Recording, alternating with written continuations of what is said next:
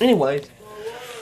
Okay, these next couple stories will be the last of my main Marvel universe, which is basically kinda just a updated 616, basically. After this, we will get the video game universe, which will have a Defenders video game. Okay, each video game would have seasons, kinda. So, like, season 1, 2, blah, blah, blah. The way is, that's how I'm writing it, kinda. But, it wouldn't be, like, really seasons. It'd be, just going forward. Maybe seasons, maybe not. Who knows really right now. But anyways, the video game universe, which would have the Defenders, the Avengers, and Spider-Man. And then my own Marvel series called Marvel Unlimited. I think that's a title already. I took it from Spider-Man Unlimited or The Unlimited Spider-Man.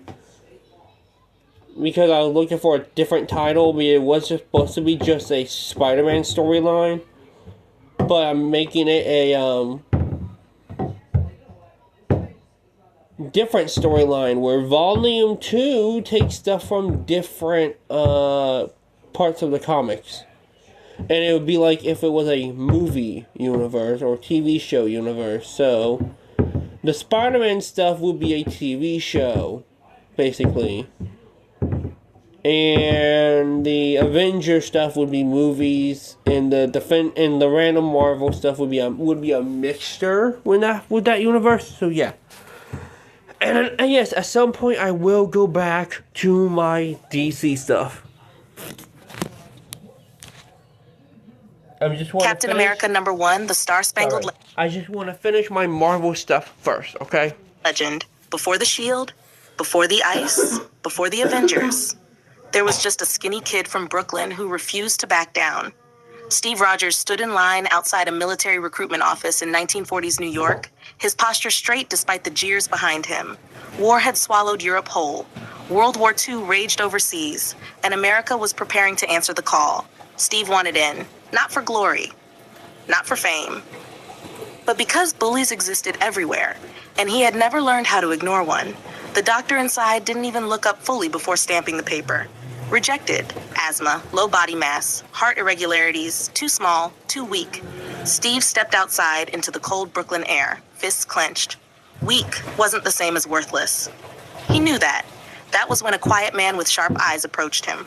Dr. Abraham Erskine saw something others didn't. Not muscle, not size, but heart. Weeks later, in a secret government laboratory, Steve Rogers volunteered for something no one else dared attempt. The super soldier serum. A gamble to create the perfect soldier, not through weapons, but through human potential. The serum burned like liquid fire in his veins. The Vita rays blazed over him. Every cell screamed. And when it ended, the frail young man from Brooklyn was gone. In his place stood Captain America. Taller, stronger, faster. But still the same man inside. The world met him first as propaganda. A living symbol selling war bonds. But Steve didn't want to pose. He wanted to fight. Soon enough, he got his chance. Hydra rose from the shadows, armed with strange technology and fanatical loyalty. Their leader sought domination through fear and advanced weaponry. Captain America led soldiers into impossible battles.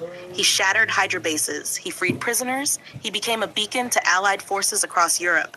His shield, vibranium and steel, was more than defense. It was hope made metal. The war consumed everything. Cities fell, soldiers died, but Captain America endured. Until the final mission, a Hydra superplane, loaded with devastating weaponry, soared toward its target. Steve knew what it meant. If it reached land, thousands would die. He piloted it off course, alone. There were no dramatic speeches, no witnesses, just the howl of wind and the cold determination of a man who would always jump on the grenade. The plane vanished into the Arctic, and Captain America was lost to the ice. Decades passed, the world changed, heroes emerged.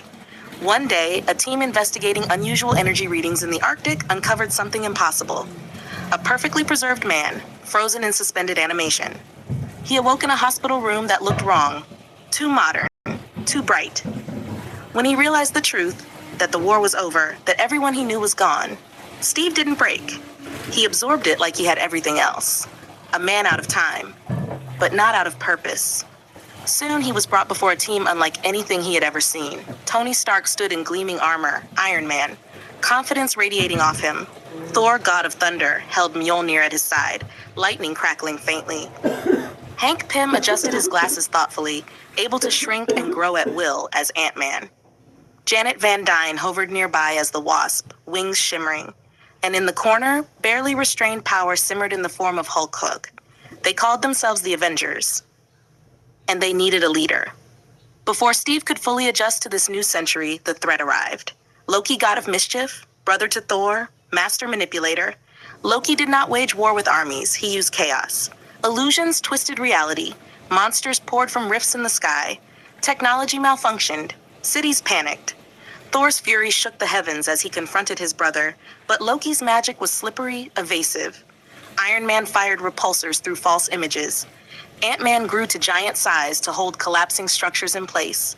Wasp darted through the battlefield, blasting energy at hidden enchantments. Hulk smashed everything that moved, real or not. But it was Captain America who saw through it. Not the magic, the strategy. Separate him from the illusions? Steve commanded, voice steady amid thunder and fire. Force him to focus. Thor, drive him toward the river. Tony, cut off escape routes. Hulk, wait for my signal. They listened, because leadership wasn't about power, it was about clarity. Loki, irritated, manifested physically to taunt them. That was the mistake. Captain America hurled his shield. It ricocheted off a shattered building column, struck Loki's wrist, and disrupted his concentration for half a second. That was all Hulk needed. One leap, one earth-shaking smash. Thor summoned lightning, binding Loki in crackling energy. Iron Man reinforced it with magnetic containment. Ant-Man shrank. Oh, and also the reason why I say for my Unlimited universe, why the Spider-Man stuff will be a TV show, basically, if it was real, is because most of it right now just goes off of Spider-Man's villains and their origins and first encounter with Spider-Man. Disabled the trickster's arcane device fueling the chaos. And just like that, gods or not, Loki was defeated. As authorities secured the scene, Thor approached Steve. You are no god, Thor said, studying him, yet you command as one. Steve looked over the city skyline, modern and unfamiliar. I'm just a soldier. Tony Stark smirked. Yeah, well, you're our soldier now. The Avengers stood together, a thunder god, a genius billionaire, a scientist who defied physics, a fearless wasp, a raging green titan, and a man from another time holding a shield that represented something eternal. The war Steve Rogers fought had ended long ago. But the fight for the world? That never would. And as long as he could stand, as long as he could lift that shield, Captain America would answer the call. Ghost Rider #1, The Devil's Deal, Before the Flames, Before the Skull, Before the Roar of Hellfire Down Midnight Highways. There was just a stunt rider named Johnny Blaze. Johnny grew up in the roar of engines and the smell of gasoline. His father, Barton Blaze, was a legendary motorcycle stunt performer who could leap impossible distances and cheat death night after night. Johnny worshipped him. Every ramp jumped, every flaming hoop cleared, every crowd's gasp. It was magic to him. But magic doesn't stop gravity. One night, during a high-risk stunt, Barton's motorcycle clipped the edge of a ramp. The crowd screamed as the bike spun out of control. Johnny watched helplessly as his father crashed in a fireball of twisted metal. The circus never felt the same again. Johnny was taken in by Crash Simpson, another stunt rider, and his daughter Roxanne. Crash trained Johnny hard, harder than anyone. You don't beat fear, Crash would say. You ride through it. Johnny did more than ride through it. He mastered it. Years passed. Johnny became the star of the show. The crowds came for him now. He could jump farther, spin faster, and land smoother than anyone alive. Then Crash got sick. The diagnosis was merciless, terminal cancer, months at best. Johnny refused to accept it. He had already lost one father to fate. He wouldn't lose another. Desperate, alone, and consumed by fear, Johnny turned to the forbidden. In the shadows of a lonely roadside, beneath a blood-red sky, he performed an ancient ritual he barely understood. He called out, not to God, not to heaven, but to whatever would answer. And something did. The air froze. The scent of sulfur burned his lungs. A figure emerged from the darkness. elegant and terrible. Mephisto smiled. Johnny didn't fully understand what stood before him. He only knew the offer. Crash Simpson's cancer would be cured. In exchange, Johnny's soul. The contract was sealed in fire. The next morning, Crash was healed. The doctors called it a miracle. Roxanne cried with joy. Johnny forced himself to smile, ignoring the cold weight now lodged in his chest. But deals with demons are never simple. That night, Crash performed one final stunt against Johnny's warnings. The bike soared perfectly. The landing was flawless. Then the rear wheel clipped loose gravel. Crash Simpson died instantly. The cancer was gone. The deal was honored. But death came anyway. That was when the pain started. Johnny felt it first as a burning in his bones, a heat beneath his skin. He staggered away from the carnival lights, collapsing behind a trailer. His body convulsed. Fire erupted from his skull. His flesh burned away without being consumed. His face became a grinning skeleton engulfed in hellfire. Leather blackened into supernatural armor. A chain coiled around his arm, glowing like molten steel. Johnny Blaze was no longer alone inside his body. The demon Zarathos had awakened. The first transformation left him terrified, confused, and furious. He tore through the night on his motorcycle, which itself transformed beneath him. Metal twisting, wheels igniting, exhaust spewing flame like a dragon's breath. The Ghost Rider had been born. He didn't choose his first target. A gang of violent criminals had cornered a family on a deserted highway. Guns drawn, laughter cruel. They never saw the flaming rider crest the hill. The engine's roar was like a beast unleashed. The chain lashed out, disarming one man instantly. Another fired, bullets melting before touching bone. The criminals tried to flee, but hellfire doesn't forgive. The rider grabbed their leader by the collar. Empty eye sockets flared brighter. "Look into my eyes," the rider growled. The penitent stare ignited. Every ounce of pain the man had ever inflicted flooded back into him at once. Every scream, every fear, every drop of suffering. He collapsed, broken by his own sins. When the flames died down, Johnny Blaze stood alone on the highway, back in human form. The criminals were alive, but forever changed. Johnny stared at his trembling hands. He had made a deal to save someone he loved. Now he was bound to vengeance itself. By day, he remained Johnny Blaze, stunt rider, drifter, man cursed by a mistake. By night, when evil spilled innocent blood, the fire returned. He was no longer just a man cheating death for applause. He was the spirit of vengeance. And somewhere in the darkness, Mephisto watched, amused, because every time the Ghost Rider rode, the contract burned brighter.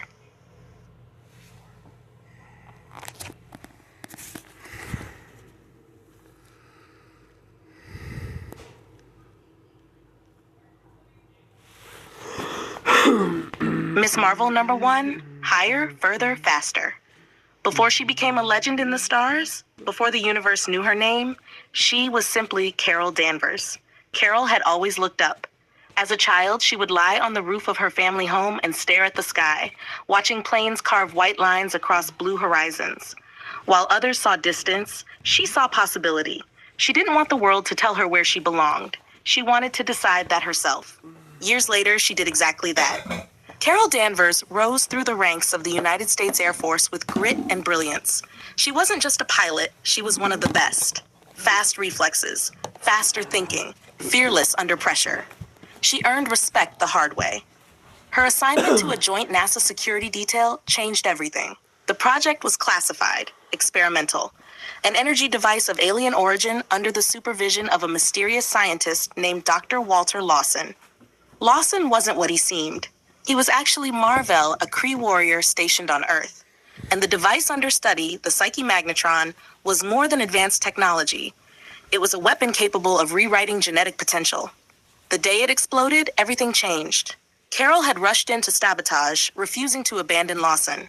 The blast hit her at point-blank range. Alien radiation surged through her body. Human DNA collided with Kree energy. She survived. Barely. For weeks afterward, she experienced strange surges of strength. Her senses sharpened. She moved faster than thought. Nightmares plagued her, memories that weren't entirely her own. Then came the first real test. A Kree sentry unit tracked the energy spike from the explosion and descended upon the base, intending to eliminate any witnesses. Carol was caught in the open when the armored figure fired a blast capable of leveling a tank. Instinct took over. She braced for death. Instead, She absorbed the blast. The energy didn't destroy her. It fueled her. Her body glowed with radiant light as she rose into the air, weightless and stunned. She could fly. The Kree soldier attacked again, but Carol moved on pure instinct. She dodged plasma fire, struck with force that dented alien alloy, and ended the fight in a shockwave that rattled the coastline. When the dust cleared, Carol hovered above the wreckage, breathing hard, realization dawning. She wasn't the same. She couldn't go back. It took time to understand her abilities: superhuman strength, durability, flight, and the ability to absorb and project energy. But the hardest part wasn't learning control. It was choosing what to do with it. Carol didn't want to hide. She had never hidden from anything in her life. She designed a uniform inspired by Mar-Vell's own, blending Air Force precision with something bold and unmistakable. A lightning bolt across the chest.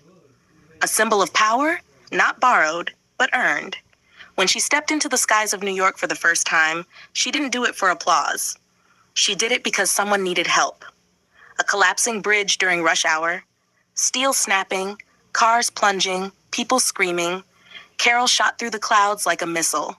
She caught the central support cable before it could snap completely, straining against the impossible weight. The air trembled around her as she redirected absorbed kinetic energy outward, stabilizing the structure long enough for emergency crews to evacuate civilians. By the time reporters arrived, she was gone. But the headlines came anyway. WHO is Miss Marvel. Carol read them quietly in her apartment, still adjusting to the name.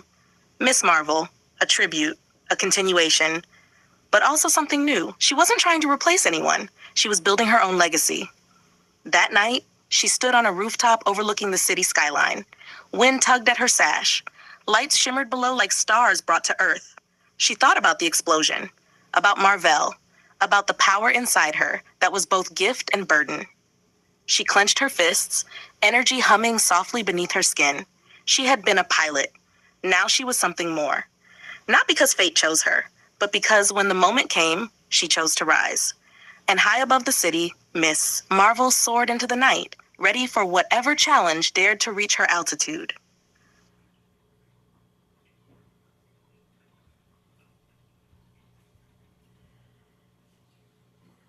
I don't know what smells like something like. When I walk in here, I get like a weird smell. And it kind of smells like something's burning, but. It was the cardboard pizza box. Oh, you I forgot it in the oven. It's in the garbage. I don't think it actually burned. You can look and see. It's supper's done. What? Why supper's done? What do you have for supper? I made it garbage bread. Henry, come here. Oh, not. Yeah, can you take this out and throw it away? We don't have shoes on. You need shoes, Henry? Where the fuck did my shoes go now? Dumbass cats. Yeah, I need shoes. It's wet outside. Yeah, I can't find mine now. It's like these dumbass cats did something with my shoes. Ugh. You can look me one after you fucking get it to take that out then. I don't know where the fuck they put them. You can look. I'll get Never it. mind, no. Tell him to get his booty in here. Henry! I found my you shoes. found it! I found my shoes. They're underneath my book bag. Okay, you went to get it because you couldn't find yours. Put them on, Henry. These shoes don't mean you're good enough to run. Well, how old are you? I'm gonna take out that box and throw that away, okay? What's in here? None of your gin today, so throw it away. Nasty cinnamon stick. Nasty cinnamon stick. You don't want them.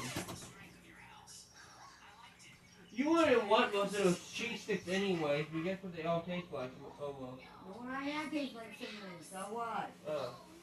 How much?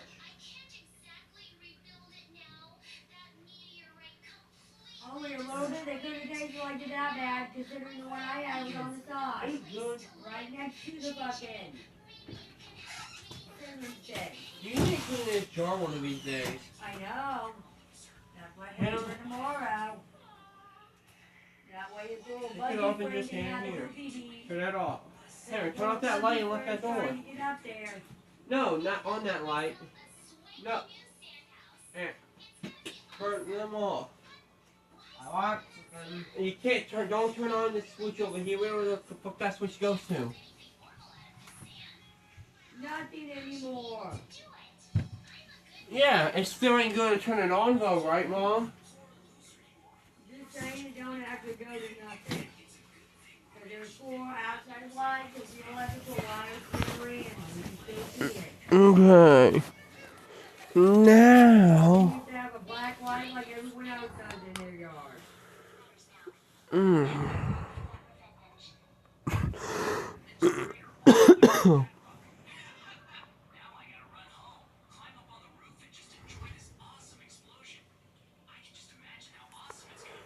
Miss Marvel number 2, higher than ever. The sky over Manhattan split with thunder, not from a storm, but from impact. Miss Marvel streaked through the clouds in a blaze of golden light, intercepting a meteor-sized chunk of alien debris before it could hit the Hudson. She absorbed the kinetic force on contact, gritting her teeth as energy flared around her like a second sun. The object disintegrated harmlessly in a burst of radiance. Below, civilians pointed upward. This wasn't the early days anymore. Carol Danvers wasn't the unsure new hero testing her limits. She was an Avenger. Inside Avengers Tower, the team tracked the debris field's origin. Tony Stark monitored orbital scans while Thor stood with arms crossed, sensing something unnatural in the disturbance. Hank Pym adjusted readings, and Janet Van Dyne hovered nearby, analyzing energy signatures. In the corner, Steve Rogers watched quietly, calm as ever. Carol entered through the upper hangar, landing lightly despite the cosmic force she just handled. It wasn't random, she said. Trajectory was deliberate. Tony nodded. Satellite confirms. Someone launched it. Thor's eyes hardened. Then someone challenges Midgard. Carol folded her arms. Then let's answer. She wasn't the rookie anymore. She didn't wait for approval. She helped shape the plan. The source traced back to an orbital weapons platform. Kree in origin, but modified with stolen Earth tech. Someone had repurposed it into a kinetic bombardment system aimed at major population centers. The Avengers launched immediately. In orbit, Carol led the charge. Iron Man cut through defensive drones. Thor's lightning shattered plasma turrets. Ant-Man shrank into the station's circuitry, while Wasp disabled targeting systems from within. But when the station's core began to overload, it was Carol who stayed behind. In my room. Danvers, that thing's going critical, Tony warned over comms. I know. She flew straight into the reactor chamber as it erupted with unstable cosmic radiation. The same kind of energy that once nearly killed her. Only now, she was stronger. She planted her feet midair and absorbed it. The energy flooded her system, blinding, overwhelming, but she held steady. Every lesson, every battle. Every doubt she'd conquered led to this moment. She redirected the energy outward in a controlled blast, venting it harmlessly into space. The station went dark. Silence followed. Then cheers over the comms. Back at Avengers Tower, Steve approached her as medics ran scans. You didn't hesitate, he said. Carol met his gaze. I've learned something, Cap. Power isn't about what you can do. It's about what you're willing to carry. He gave a small nod. Approval without theatrics. Later that night, Carol stood alone on the tower's upper platform, staring at the stars. The same stars she once flew beneath as a pilot. The same stars that changed her forever. She wasn't chasing validation anymore. She wasn't living in anyone's shadow. She was Miss Marvel, an Avenger, a protector of Earth. And when the next threat rose, terrestrial or cosmic, she would meet it head on. Higher, further, faster.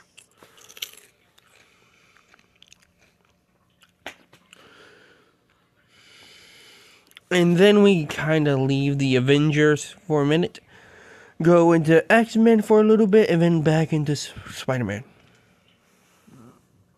X-Men number 1, Children of the Atom.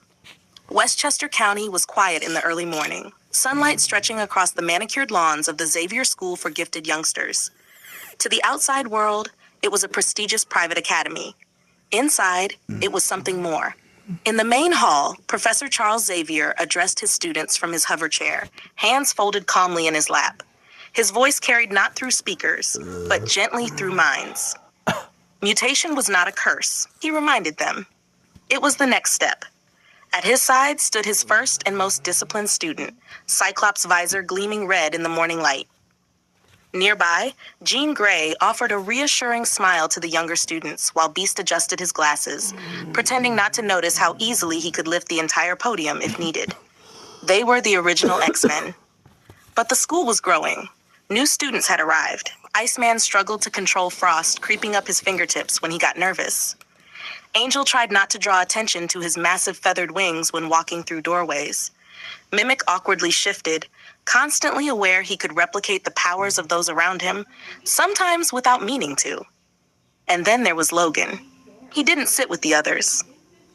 Wolverine leaned against the far wall, arms crossed, eyes half-lidded, but always watching. He wasn't a teenager. He wasn't exactly a student either.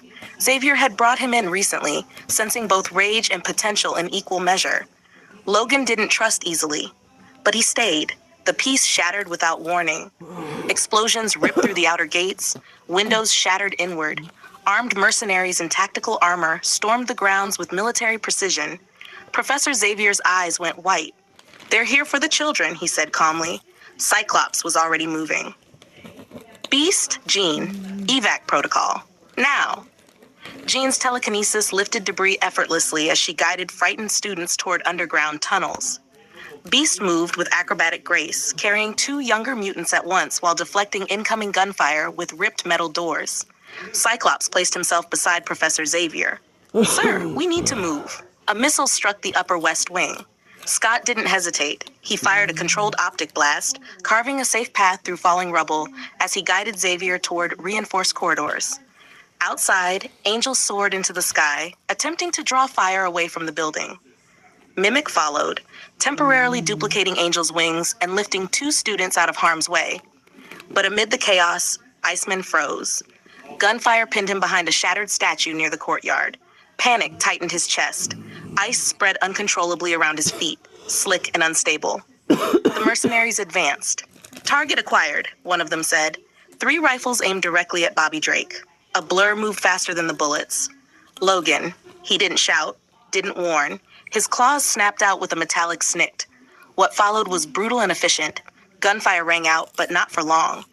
Logan moved through them like a storm. Claws flashed, armor split, shouts turned to silence. He didn't hold back. He didn't calculate optics or public perception. He eliminated the threat. When it was over, the courtyard was still. Iceman stared, trembling, not from cold. Logan turned to him, breathing steady, claws dripping. "You gonna stand there?" he growled. "Or you gonna learn to fight?" Before Bobby could answer, Logan grabbed him by the collar and pulled him toward the evacuation route as reinforcements arrived. Moments later, the X-Men regrouped in the underground hangar. Beast assessed damage reports. Jean checked on shaken students. Cyclops returned with Professor Xavier safely beside him. Angel landed hard, wings folding tight. Mimic stood quietly, absorbing the tension in the room. Professor Xavier scanned the surface thoughts of his team. "No further hostiles," he confirmed. Cyclops removed his visor briefly, eyes closed in relief. Then he looked at Logan. "You crossed a line," Scott said evenly. Logan didn't flinch. They were gonna kill the kid. A heavy silence followed. Jean stepped between them gently. "We protect people. That's what we do." Logan's jaw tightened. "Yeah, I did." Professor Xavier finally spoke. "We are not soldiers," he said softly, "but we are defenders. And sometimes defense is not clean."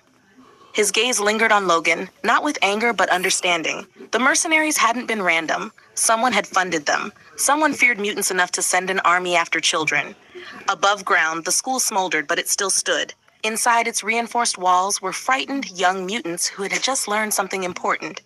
The world would fear them. The world might attack them. But they were not alone. Cyclops stood at the center of the hangar, leadership settling heavier on his shoulders than ever before. "Class dismissed," he said quietly. "Training starts tomorrow." And in the shadows near the Blackbird jet, Wolverine lit a cigar, staring upward at the damaged mansion. The X-Men had just gotten bigger. The world had just gotten more dangerous. And this was only the beginning.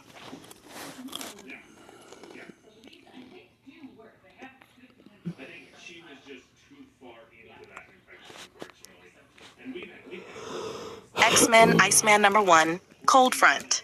The snow started falling in July. Not soft flurries, not gentle frost. A full whiteout blizzard swallowing 3 city blocks in downtown Manhattan. Cars froze in place. Fire hydrants cracked. Windows glazed over in seconds. At the center of it stood Bobby Drake. Iceman stared at his hands as frost spiraled uncontrollably from his fingertips. His breath came out in thick clouds, even though it was summer. The air around him dropped 20 degrees every few seconds. "I didn't mean to," he whispered. Across the street, panicked civilians fled. Emergency sirens wailed.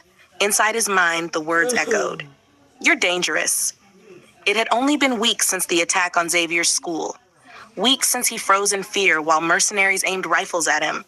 Weeks since Wolverine saved him the only way Logan knew how. Bobby hadn't stopped thinking about it, about how helpless he felt, about how powerful he might actually be. Back at the Xavier school, Professor X sensed the spike in mutant energy instantly. "Scott," Xavier said calmly. Cyclops was already suited up. "I'm on it." But by the time the Blackbird launched, the storm had intensified. Bobby floated several feet above the pavement now, his body partially transformed into solid ice. Not the snowman form he jokingly used during training. This was sharper, more crystalline, harder. He wasn't just generating ice, he was becoming it. His thoughts spiraled. What if Logan was right? What if I need to be stronger? What if I'm holding back? A memory surfaced. Beast once telling him that his molecular structure, when fully engaged, operated at a sub-zero level that could theoretically freeze entire ecosystems. Bobby had laughed it off. Now the city wasn't laughing. A helicopter rotor iced over and stalled. Bobby gasped, and the temperature plummeted further. Cyclops landed a short distance away, boots crunching in newly formed permafrost.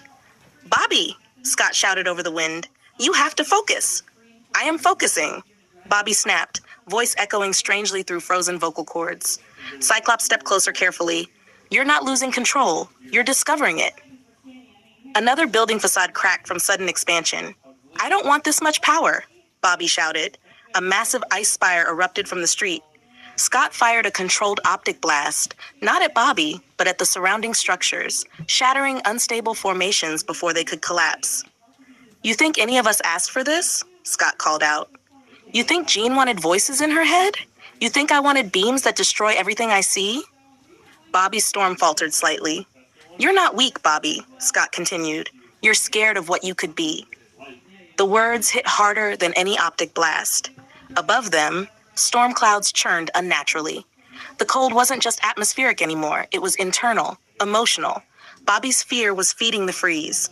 Then another presence entered his mind, calm, steady. "Professor Xavier."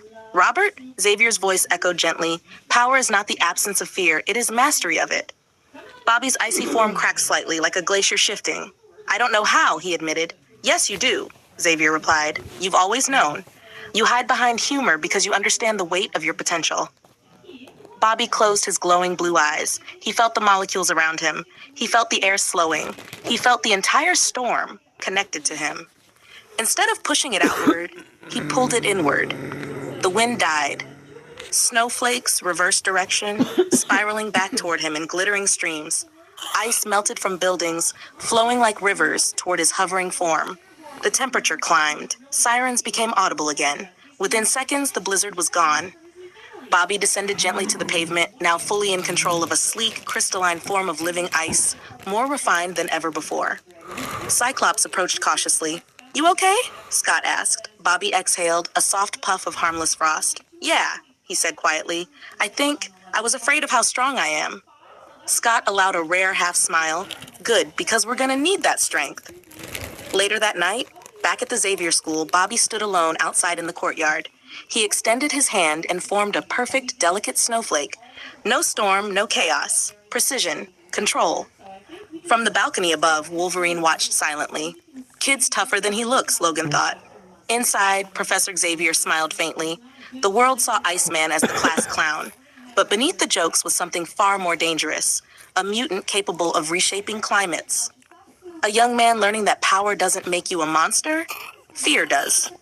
And as Bobby Drake let the snowflake dissolve harmlessly into mist, he understood something new about himself. He wasn't freezing the world. He was learning how to hold it gently in his hands.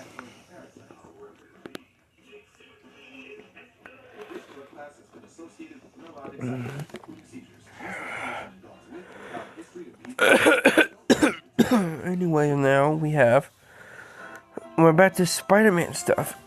The Spectacular Spider-Man Volume 2, Number 1. Enter the Hobgoblin. The city never slept. Neither did Spider-Man. For weeks now, he'd been chasing shadows, or so he thought. A figure had been appearing at every major crime scene, always watching him from rooftops, always vanishing before he could get a clear look.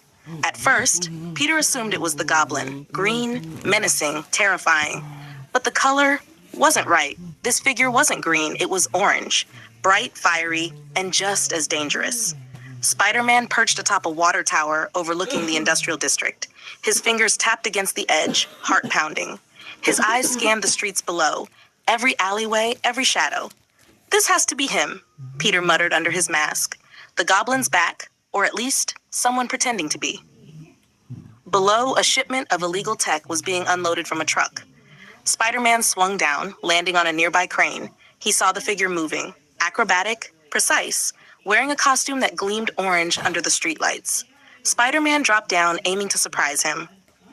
"Hey, Goblin, or whatever your name is, stop right there." The figure paused, then laughed, a high, cruel laugh that echoed off the brick walls. "I am no mere imitation," the man said, his voice filtered through a mechanical mask. "I am the Hobgoblin." The words hit Spider-Man like a punch to the gut. "Another goblin? How many of these are there? And why now?" Webs shot from Spider-Man's wrists, wrapping around crates and scaffolding to pin the Hobgoblin in place. The figure dodged with inhuman speed, vaulting over the webbing. Explosive pumpkins launched, shattering concrete and metal. Spider-Man barely avoided them, swinging and flipping to dodge. "You're fast," Spider-Man grunted mid-flip, "but you're not the first goblin I've faced." The Hobgoblin laughed again, tossing another pumpkin bomb. "I am better, smarter, and far more prepared than your pitiful little hero of the past." Spider-Man's eyes narrowed beneath the mask. He lunged forward, claws of webbing shooting out to snag the masked man. But the Hobgoblin had already vanished, swinging away on his own glider. Spider-Man landed on a nearby rooftop, chest heaving. The orange-gloved villain had disappeared into the night. "Great," he muttered. "Another goblin, fantastic. Just what I needed. Someone with the same obsession I have, finding me." He stared out over the city, webline in hand, thoughts racing. Who was this new menace? How did he get the gadgets, the glider, the bombs? And most importantly, why was he targeting Spider-Man? From below, distant sirens wailed. Spider-Man's reflexes kicked in, swinging toward the chaos, but the thought lingered in his mind. The Hobgoblin wasn't just another criminal. He was calculated. He was dangerous. And Spider-Man had a feeling this was only the beginning. As he swung into the night, Peter Parker silently promised himself one thing. "I'll find you, Hobgoblin, and next time, you won't get away." And somewhere in the shadows, orange glinting against the city skyline, the Hobgoblin laughed again. A new game had begun.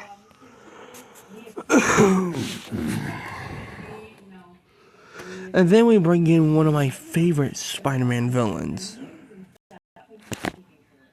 The Spectacular Spider-Man, Volume 2, Number 2, The Man Behind the Scales.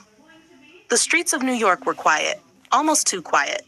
Spider-Man perched on a fire escape, scanning the alleys below. Crime had been creeping back into the city, and though he just faced the Hobgoblin, the city had other threats waiting in the shadows. A sudden crash broke the silence, metal grinding against brick, shouts, a roar. Spider-Man swung into action. At the edge of an abandoned chemical plant, a massive figure towered over terrified workers. Muscles bulged unnaturally beneath green, scaly skin. A tail lashed, smashing crates and pipes. The creature's eyes glowed with rage. "Lizard," Spider-Man muttered under his mask. "And he looks angry." He dropped from above, landing with a somersault. "Hey, Dr. Connors, calm down. You don't want to do this." The lizard snarled, revealing sharp teeth. "Must hunt." His voice was guttural, barely human. Spider-Man's webs shot out, wrapping around machinery to create a temporary barrier between the lizard and the workers. But the lizard swung his massive tail, smashing the barricade to splinters. Spider-Man rolled backward, dodging a swipe that could have crushed a car. Okay, keep calm. Think." He had fought the lizard before, but this was different. Connors was more feral than ever, his intellect buried beneath the beast. Spider-Man needed to subdue him without hurting him. Harder said than done.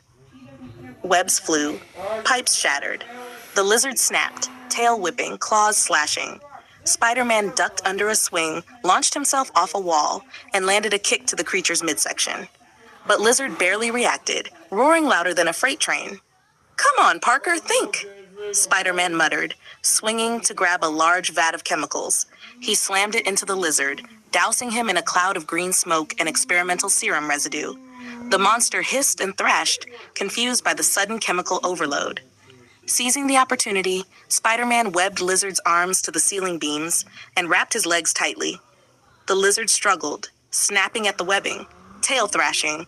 Spider-Man's suit was torn, sweat and exhaustion showing, but he didn't relent. Finally, after a desperate struggle, the creature went still. The green scales shimmered as the serum began to wear off. Slowly, the monstrous figure shrank, muscles relaxing, skin returning to normal. Dr. Kurt Connors lay on the floor, unconscious but alive. Spider-Man exhaled, leaning against a beam. "Every time, man. Every time it's the same thing. Big scary lizard." Dr. Connors trapped underneath. "You'd think I'd get used to it." As emergency services arrived to take Connors to the hospital, Spider-Man swung away. The city had more threats than one man could face, but each victory reminded him why he fought. To save people from monsters, both outside and inside themselves.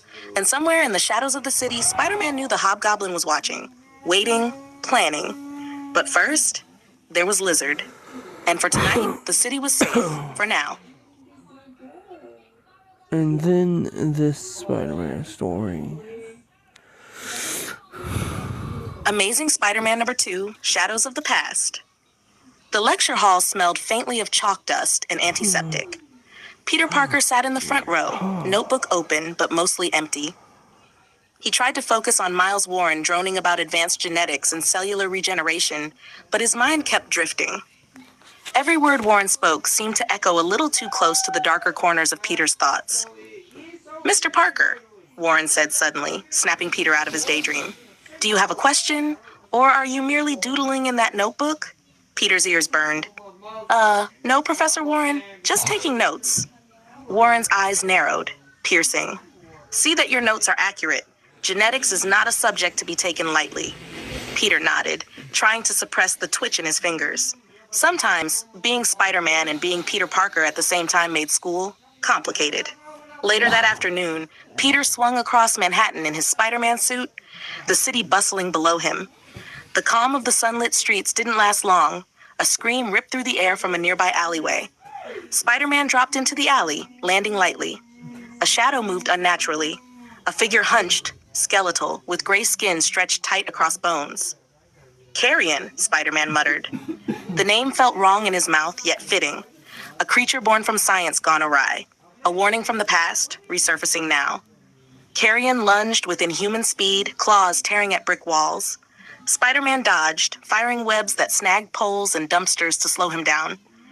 "Carrion, stop! You don't have to do this," Spider-Man shouted. The creature's voice was hollow, gurgling. "He made me? You will pay." Spider-Man recognized the faint hint of human mind behind the monstrous form. Behind the rage and decay, Carrion was still a victim of Miles Warren's experiments. That didn't make him any less dangerous. Webs shot out, tangling Carrion's legs. The monster ripped free, growling. Spider-Man vaulted over him, flipping through the air. His mind raced. "Think, Parker, think!" Trash cans and fire escapes were torn apart in the chase, Carrion's supernatural strength leaving scars across the alley. Spider-Man tried to anticipate his moves, but Carrion was relentless, uncanny in his unpredictability. Finally, Carrion leapt toward the rooftops, web swinging not an option due to his grotesque form. Spider-Man fired a precision web, but the creature caught it midair, tearing it to shreds and landing on the next building with a hiss. "Not today," Spider-Man muttered. He could feel the tension in the city around him, the fear, the whispers of something unnatural. But Carrion was gone, melting into the shadows of Manhattan. Spider-Man perched on the edge of the roof, in the alley below. "Another one slips away," he murmured. "I can stop them, but only if I figure out who's really behind all of this." The city hummed beneath him. Somewhere, Miles Warren's name echoed in Peter's mind, a warning he couldn't ignore. Carrion had escaped, but Spider-Man knew this wasn't the last he'd see of him. And tomorrow, Peter Parker would sit in Warren's classroom, pretending to take notes, all the while wondering how much of the man behind the monster he really knew.